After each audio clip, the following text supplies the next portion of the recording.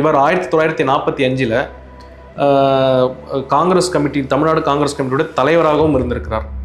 இவர் தன் சொந்த சைக்கிளில் செங்கல்பட்டு ரயில்வே ஸ்டேஷன் வரைக்கும் சைக்கிளில் போய் சைக்கிளை விட்டுட்டு செங்கல்பட்டு ரயில்வே ஸ்டேஷன், அங்கே ட்ரெயினே நிற்காது, அந்த செங்கல்பட்டு ரயில்வே ஸ்டேஷனை கொண்டு வந்தவர் ஓவி அழகேச முதலியார்.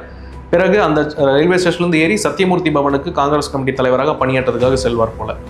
அது மட்டும் இல்லாமல் இவர் பக்தவச்சலம் முதலியார் அவர்கள் மேலே வைத்திருந்த பற்றுக்காக இவர் ஒரு ட்ரஸ்ட் ஒன்று ஃபார்ம் பண்ணி பக்தவச்சலம் எஜுகேஷனல் ட்ரஸ்ட்னு ஒன்று 1958 ஆரம்பித்து இவர் நிறைய பள்ளிக்கூடங்கள் ஏழை எளிய மக்கள் படிப்பதற்காக, சமத்துவத்துக்காகவும் பெண் கல்விக்காகவும் கொண்டு வந்திருக்கிறார். என்னென்ன ஸ்கூல்னு பார்த்தீங்கன்னா பக்தவச்சலம் எஜுகேஷனல் ட்ரஸ்ட், அதாவது பக்தவச்சலம் கல்வி அறக்கட்டளைன்னு ஒன்று உருவாக்கி Bhaktavatsalam polytechnic college, Kanchi college of education, இது ரெண்டையும் காஞ்சிபுரம் மாவட்டத்தில் கொண்டு வராங்க. அப்புறம் தான் முதலமைச்சர் காமராஜர் ஐயா 1958 உருவாக்குறாங்க.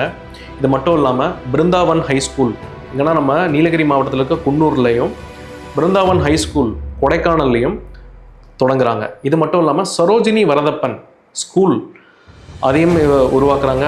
சரோஜினி வரதப்பன் பெண்களுக்கான ஒரு பள்ளியும் உருவாக்குறார் ஓவி அழகேச முதலியார் அவர்கள்.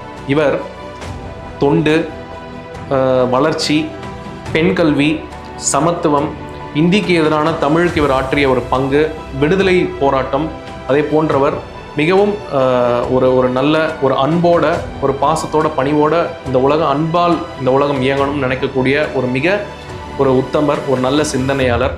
ஓவி அழகேச முதலியாருடைய வரலாறு, அவருடைய சாதனைகள் நிறைய பேர்த்துக்கு தெரிய மாட்டேங்குது.